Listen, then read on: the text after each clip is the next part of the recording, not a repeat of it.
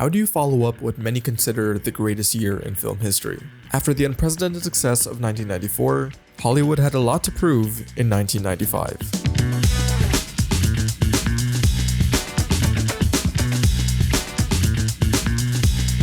And with hits such as Toy Story, Seven, Die Hard with a Vengeance, Apollo 13, GoldenEye, and more, the industry did just that. 1995 brought us a ton of popular blockbusters, as well as quite a few cult classics. Thanks to movies like Clueless and Tank Girl, women directors also got their chance to shine in 1995. Some cinephiles believe that this year even topped the previous one. But is that actually the case? This is a series of mini documentaries about a year in cinema, and now we're heading into 1995. We'll look back at the year's most important releases, analyze what made this year so great, and find out if it really deserves to be mentioned alongside with the greatest years in film history.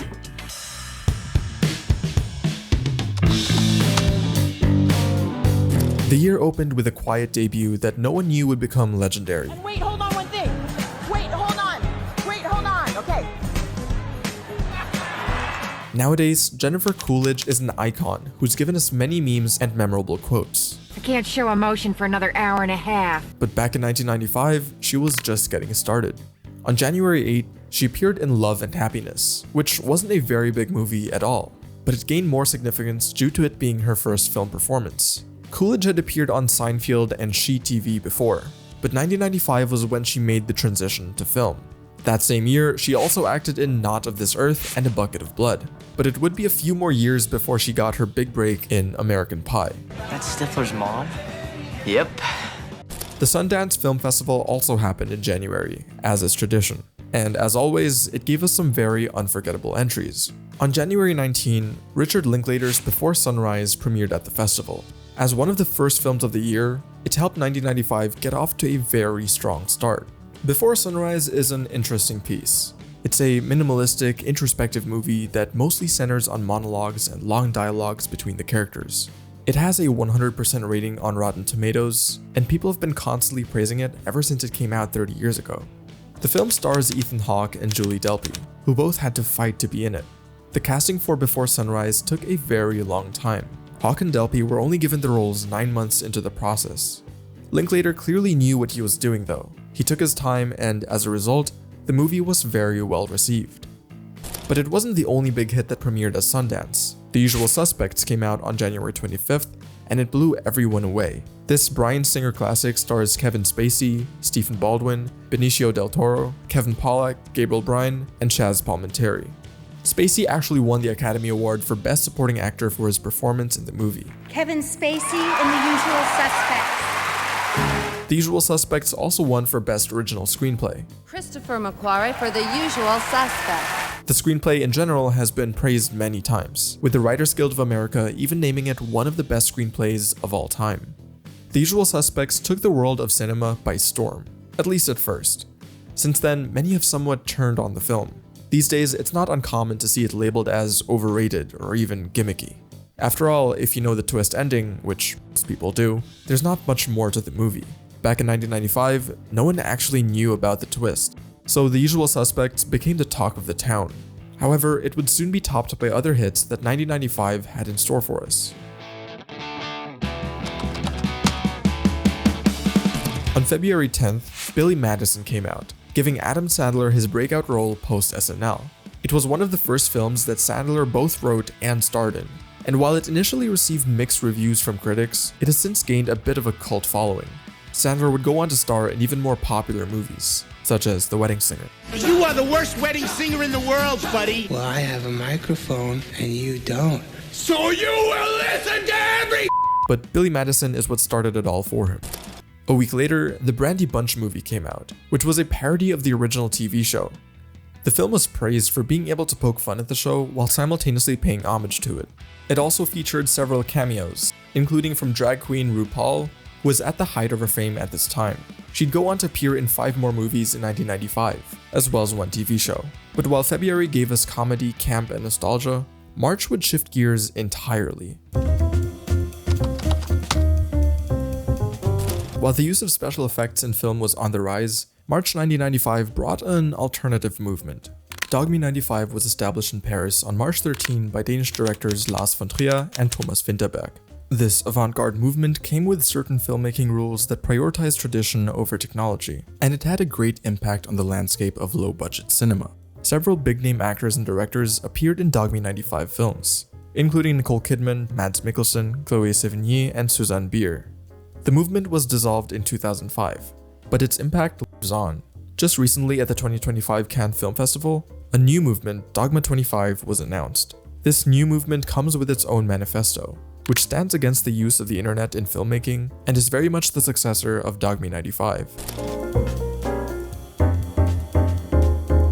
While low-budget and independent cinema was facing a revolution, Hollywood was celebrating the 67th year of the Academy Awards. The ceremony took place on March 27, and it came with some surprising victories. 1994's Forrest Gump received 13 nominations overall, which was the most nominations a single film had received since 1966's Who's Afraid of Virginia Woolf. Pulp Fiction, Bullets Over Broadway, and The Shawshank Redemption did well too. Each movie received several nominations, but it truly was Forrest Gump's year. The movie won Best Picture, Best Directing, Best Adapted Screenplay, Best Film Editing, Best Visual Effects, and of course, Best Actor. Tom Hanks and Forrest Gump. Tom Hanks had also won the Best Actor award the year prior for his role in Philadelphia, making him one of the very few actors with consecutive Oscar wins. Other notable wins include Diane Wiest's Best Supporting Actress, as she became the first person to win 2 acting Oscars for films made by the same director, which in this case was Woody Allen, who directed both Bullets Over Broadway and Hannah and Her Sisters. The Lion King also saw decent success at the Oscars, winning both Original Score and Original Song. Interestingly, the movie received 3 out of 5 nominations in the Original Song category. Circle of Life, Hakuna Matata, and Can You Feel the Love Tonight were all nominated, with Can You Feel the Love Tonight snatching the award. The month of March 1995 ended on an interesting note. On the 30th, Rachel Talale's Tank Girl premiered. Talalay is a known name in the world of sci-fi, thanks to her work on projects such as Ghost in the Machine and Doctor Who. Tank Girl is another one of her sci-fi filmmaking entries, and is based on the British comic series of the same name. This movie starred the likes of Laurie Petty, Naomi Watts, and Ice-T, but despite how promising it seemed, it actually bombed at the box office. The film only earned about $6 million, despite the fact that it had a $25 million budget. The reviews were mixed, and it seemed like Tank Girl would be forgotten. However, it has since been embraced for its feminist themes. These days, the film is considered a cult classic, and it has a decent number of fans who swear by it. This kind of thing became more of a trend in 1995. A couple of movies were poorly received initially, only to gain favor down the line.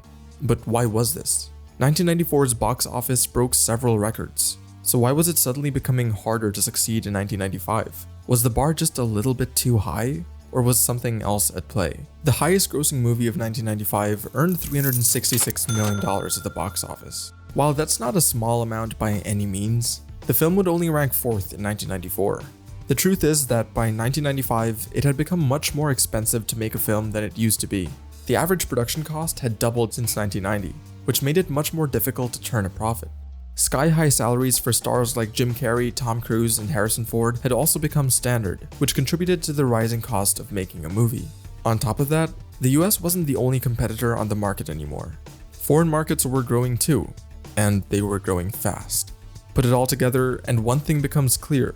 1995 marked a turning point in how easy it was to make a successful movie. The landscape was still nowhere near as challenging as it is now, but the shift was slowly starting to happen. However, this doesn't mean that 1995 didn't see any success. In fact, many movies still made it big, and some of them came out in April 1995. The month of April started out strong, with Rob Roy coming out, starring Liam Neeson, John Hurt, and Tim Roth. The movie's set in the 18th century in the Scottish Highlands. It was nominated for several awards, including the Academy Award for Best Supporting Actor. Tim Roth and Rob Roy. The film was inspired by real-life events, but it's been accused of portraying Rob Roy too positively. Regardless of historical accuracy concerns, Rob Roy performed solidly at the box office and added another strong entry to 1995's growing list of quality films. But the month wasn't done yet. On April 7, Michael Bay's Bad Boys came out.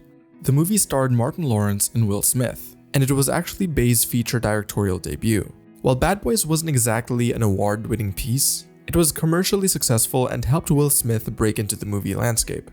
It also introduced audiences to Bay's signature style, which is full of action, spectacle, and silly humor. Bad Boys also spawned several sequels, with the latest one coming out just last year in 2024. But April wasn't just a month of action films. The popular rom-com While You Were Sleeping also came out this month. It was a huge success, even beating Bad Boys on its opening weekend.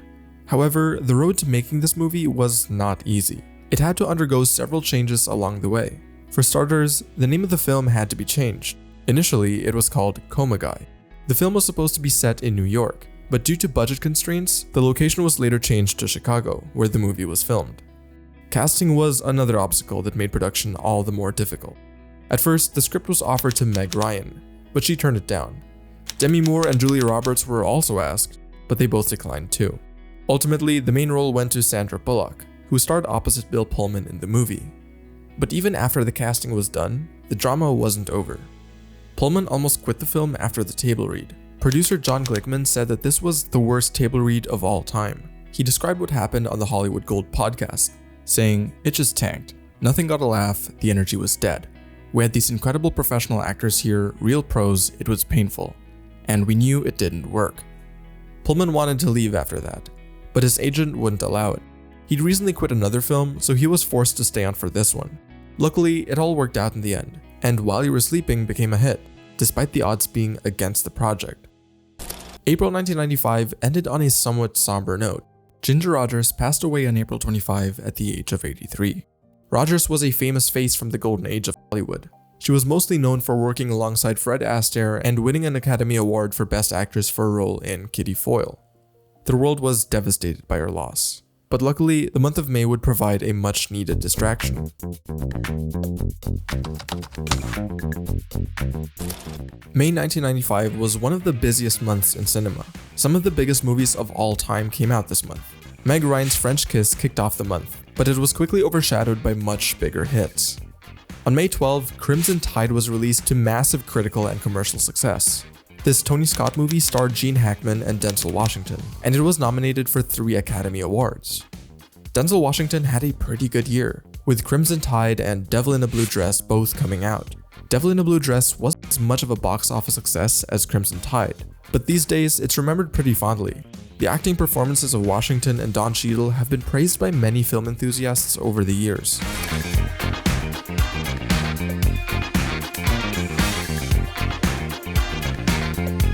May also saw the return of the Cannes Film Festival. This year, the Palme d'Or went to Serbian filmmaker Emir Kusturica, making this the second time he'd won the award. Kusturica first won back in 1985 for When Father Was Away on Business. This year, his comedy-drama film, Underground, snatched the main prize. Underground, Emir Kusturica. Other movies that were featured at Cannes in 1995 include Mark Harrow's The City of Lost Children, Jim Jarmusch's Dead Man, and Sam Raimi's The Quick and the Dead. But while some filmmakers were busy in Cannes, back in the US, the most successful movie of the year was having its premiere. You having a nice day, sir?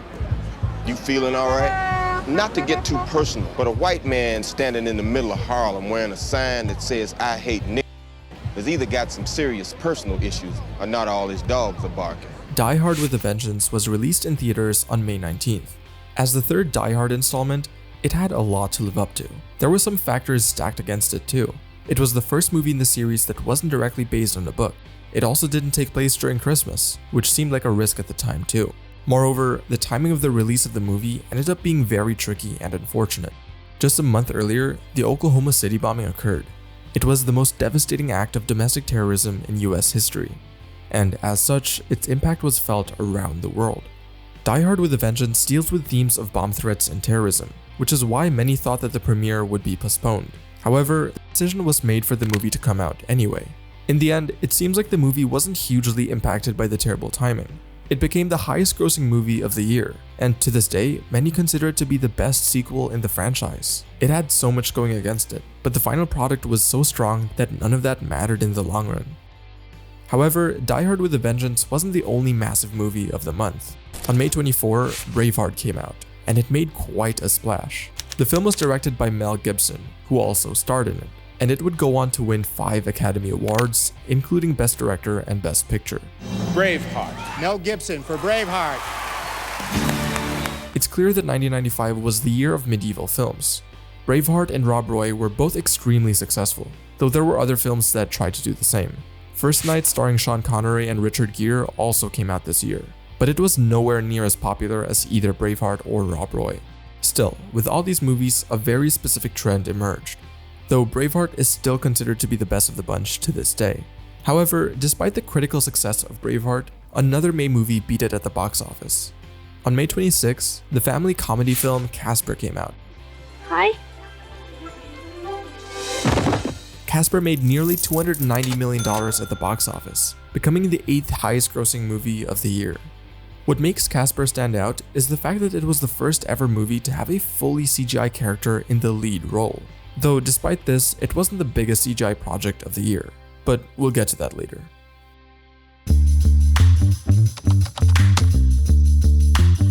Now, let's move on to June 1995. The Bridges of Madison County came out on June 2. The film was directed by Clint Eastwood, who also starred in it alongside Meryl Streep. Overall, it gained decent critical acclaim, and Streep was even nominated for Best Actress at the 68th Academy Awards. But The Bridges of Madison County was far from the biggest movie of June 1995. That same month, Batman Forever premiered to the highest grossing opening weekend of all time. The movie was extremely successful, and it became the 6th highest grossing movie of the year, earning over $330 million. Batman Forever came 3 years after Tim Burton's Batman Returns. The 1992 movie was successful, but it also faced backlash due to just how dark and mature it was. That's why Batman Forever took a completely different approach. Val Kilmer was cast as Batman, and Joel Schumacher stepped in as the director. The new movie was much more kid-friendly, and it even introduced the character of Robin, played by Chris O'Donnell. But the biggest stars of the movie were its villains. Tommy Lee Jones played Two-Face, and Jim Carrey appeared as the Riddler. Carrey had a massive 1994, and by this point, he was a huge star. His presence helped make Batman Forever successful. But the success of the franchise wouldn't last forever. The following installment, Batman and Robin, came out just 2 years later, and it was a huge flop.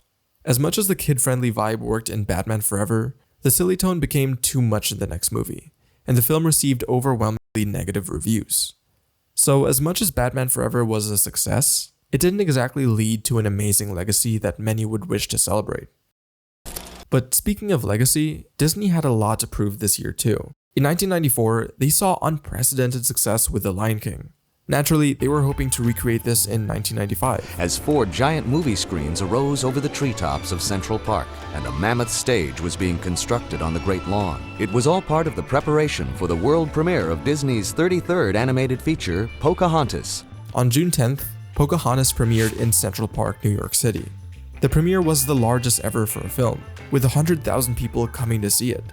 Pocahontas wasn't as successful as The Lion King, but it still did pretty well commercially, earning over $340 million at the box office and becoming the 5th highest grossing film of the year.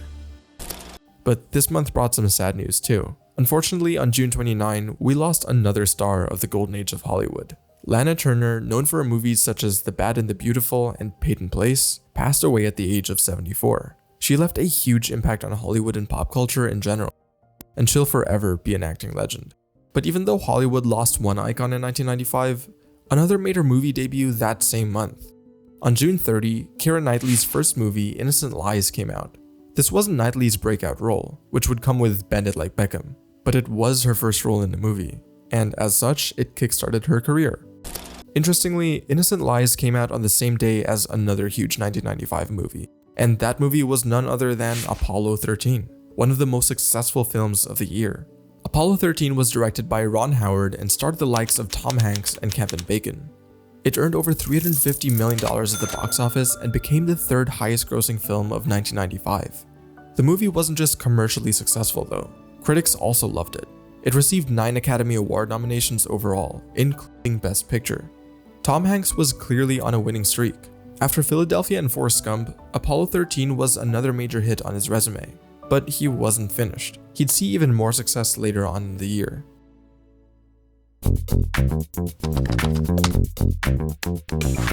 July 1995 was another busy month. On July 7, the sci-fi horror Species came out. The film was successful, largely due to the marketing focusing on the more risque scenes in the film. Species eventually spawned a whole franchise. But perhaps more interestingly, it also may have influenced the legend of the Chupacabra. The story of the famous cryptid had been linked to the alien from the movie, meaning that Species might have had an influence on the first account of the mystical being. Another movie that hit the screens in July was 9 Months, a Chris Columbus rom-com starring Hugh Grant and Julianne Moore. The film received pretty mixed reviews, but what made it interesting was the impact it had on Hugh Grant's life and career. Around this time, Grant got arrested for inappropriate public behavior with a sex worker. The story quickly spread, and it was pretty much everywhere that summer. What the hell were you thinking?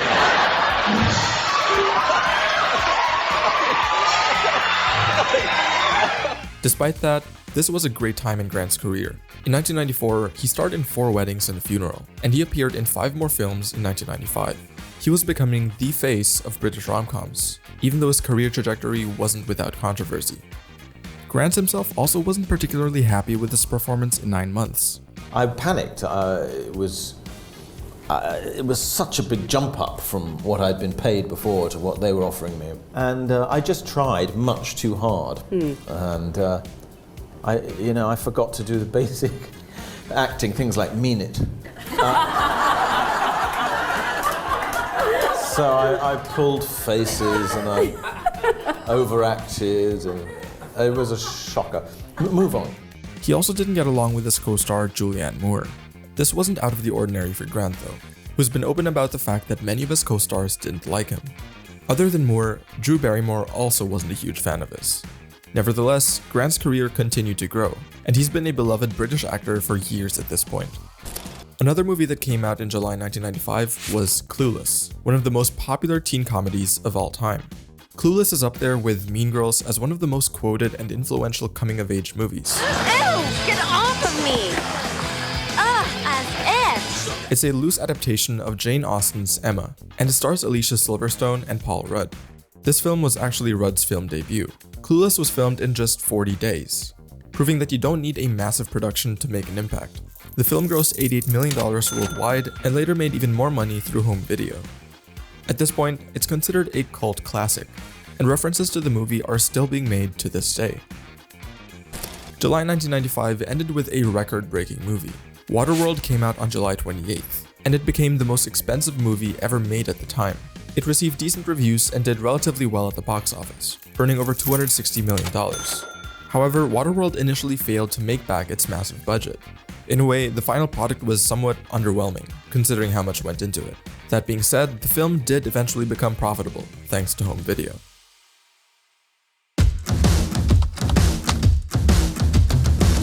This brings us to August 1995, which saw even more classic movies. On August 4, Chris Noonan's Babe came out. The film used both real animals and animatronic puppets to portray the main characters, and it received 7 Oscar nominations the following year. Scott E. Anderson, Charles Gibson, Neil Scanlon, John Cox for Babe! Babe was so successful that it spawned a sequel, Babe, Pig in the City, which came out 3 years later. However, the second film was nowhere near as successful as the first installment. Babe wasn't the only 1995 movie to receive sequels though. On August 18, Mortal Kombat came out, and it was based on the video game of the same name. And despite getting mixed reviews, it did well at the box office and is now considered a cult classic. As a result of the movie's success, several sequels were made, including a 2021 reboot.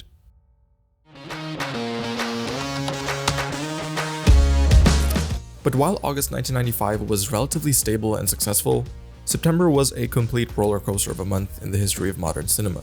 2 major stars made their movie debuts in September 1995.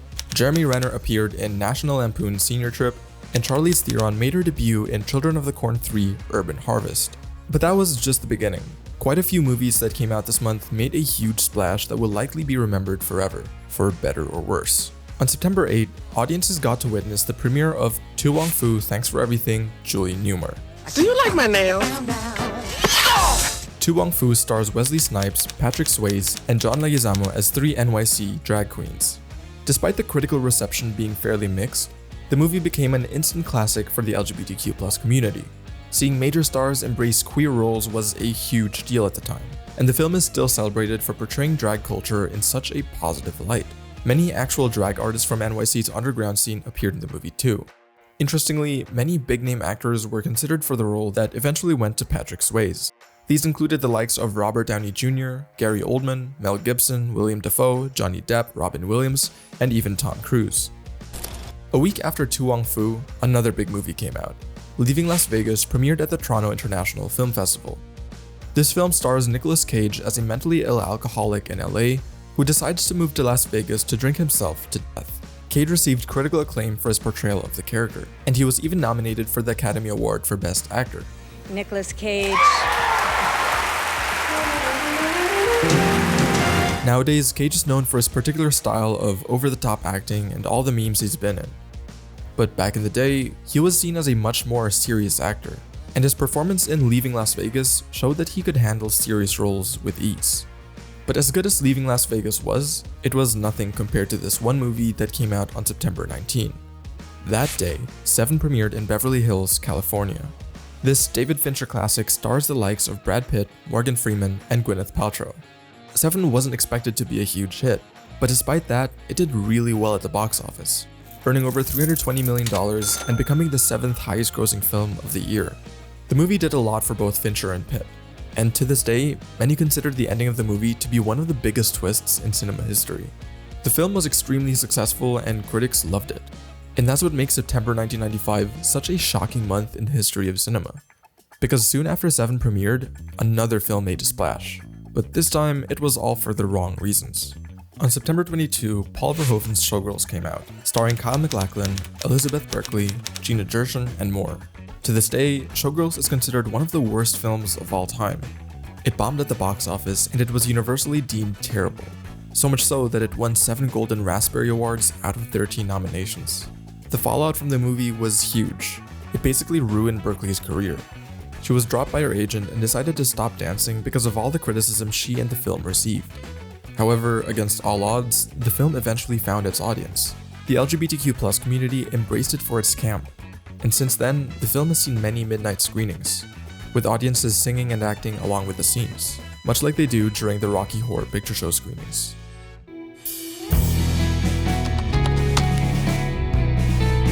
After the roller coaster that was September, October 1995 was a much calmer month. On the 6th of the month, Jared Leto made his movie debut with How to Make an American Quilt. But perhaps the most interesting moment in cinema happened abroad. In India, Dilwale Dulhania Le Jayenge came out. The movie is mostly significant because it's the longest running film in theaters ever, with a record of almost 30 years. Other than that, October wasn't exactly the busiest month of the year, but November was a completely different story.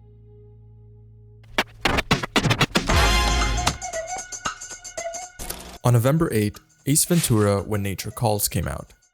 I dare you! This was Jim Carrey's second movie of the year, his first being Batman Forever. At this point in his career, he was becoming the #1 guy in comedy. His name was on everyone's lips. Jim Carrey! And people knew they could expect deep belly laughs whenever they'd go to see one of his movies. But Ace Ventura wasn't the only sequel to come out in November 1995. So we'll move on to our report on the making of GoldenEye, in which Pierce Brosnan becomes the 6th actor to play James Bond. The James Bond series also made a return. The franchise had been silent for 6 years, but then GoldenEye came out and made waves.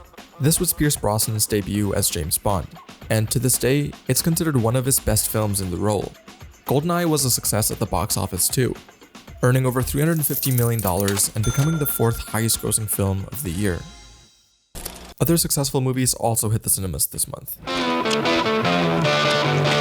On November 14, Martin Scorsese's Casino came out. Sharon Stone was later nominated for the Academy Award for Best Actress for her performance in the film. In Japan, things were also kicking off. Ghost in the Shell came out on November 18, and it received positive reviews pretty much right away. However, despite critics loving the film, it wasn't exactly a box office hit. It only became popular later, thanks to home video. Ghost in the Shell was a hugely influential movie though. It inspired the makers of The Matrix, as well as James Cameron, so its impact can be felt throughout the Western world too. But Ghost in the Shell wasn't the biggest animated movie of the year. In fact, it wasn't even the biggest animated film of the month. That's because on November 22nd, Toy Story came out. Toy Story was the first ever feature-length film created completely with CGI technology, and it was a massive hit. It became the second highest grossing film of the year, earning over $360 million.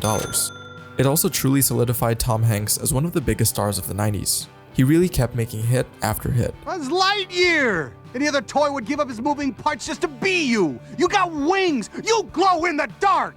Your helmet does that whoosh thing! Toy Story received 3 Oscar nominations, including for Best Original Screenplay, Best Original Song, and Best Original Score. I'd like to thank the Academy for this award for Best Performance by a Toy. Of course, for you, that'd be Best Supporting Toy. Excuse me? On top of that, it was also given a non-competitive Special Achievement Award for its use of computer animation. The film was so successful that it also spawned several sequels. To this day, it's one of the biggest animated films of all time. People of all ages love it, thanks to its memorable characters, clever writing, and relatable themes.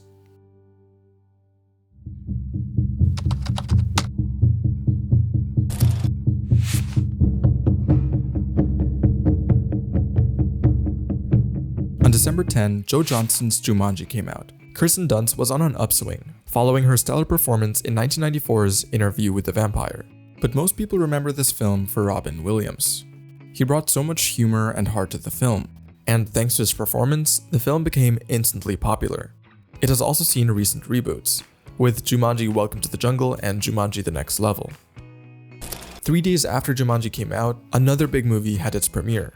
Ang Lee's Sense and Sensibility hit the screens and took many by surprise. Emma Thompson starred in the movie alongside Kate Winslet, Hugh Grant, and Alan Rickman. Thompson had also written the screenplay for the movie and later won an Oscar for it. And the Oscar for Best Screenplay Adaptation is awarded to Emma Thompson. Sense and Sensibility. Sense and Sensibility did really well at the box office, and critics loved it. Interestingly, 1995 was the year of Jane Austen adaptations. Sense and Sensibility wasn't the author's only book to get a screen adaptation this year. Earlier, Clueless adapted Emma, but there's still more. Austen's Persuasion was also adapted into a film by the BBC. But the network didn't stop there. They also put out a 6-episode series starring Jennifer Eel and Colin Firth, adapting Austen's Pride and Prejudice. To this day, this series is considered to be the best and most accurate adaptation of Austen's most popular book. But it wasn't just period dramas that were thriving this year. On December 15, Heat came out, starring Al Pacino and Robert De Niro. The film did pretty well at the box office, but its impact spreads beyond that. Heat has inspired several other filmmakers and artists, including Christopher Nolan, who referred to it when creating Gotham City for his popular movie, The Dark Knight. Heat also served as inspiration for the Grand Theft Auto 3 video game, as well as its sequels. But what's more, the film also left an impression on criminals all around the world, who used it as a sort of blueprint for their nefarious activities. One French gangster even told Michael Mann, the director of the film, that he was his technical advisor. A couple of years ago, a sequel to Heat was also announced, and is currently being worked on. In March 2023, Mann reportedly submitted his first draft to Warner Brothers. December 1995 was also the year when a major Hollywood star was born. On December 27, Timothée Chalamet was born. Chalamet had been nominated for the Oscars twice, and is considered one of the biggest young actors of today. 1995 was a strong year in the history of cinema, and it managed to finish on a high note. On December 29, 12 Monkeys came out. The film was directed by Terry Gilliam. This post-apocalyptic movie was a commercial and critical success, and it even earned Pitt an Academy Award nomination for Best Supporting Actor. 1995 was a big year for Pitt, between 7 and 12 Monkeys. Interestingly, the directors of both films weren't convinced by him at first. Both Gilliam and Fincher didn't think that he was right for the role, but Pitt proved them wrong in the end.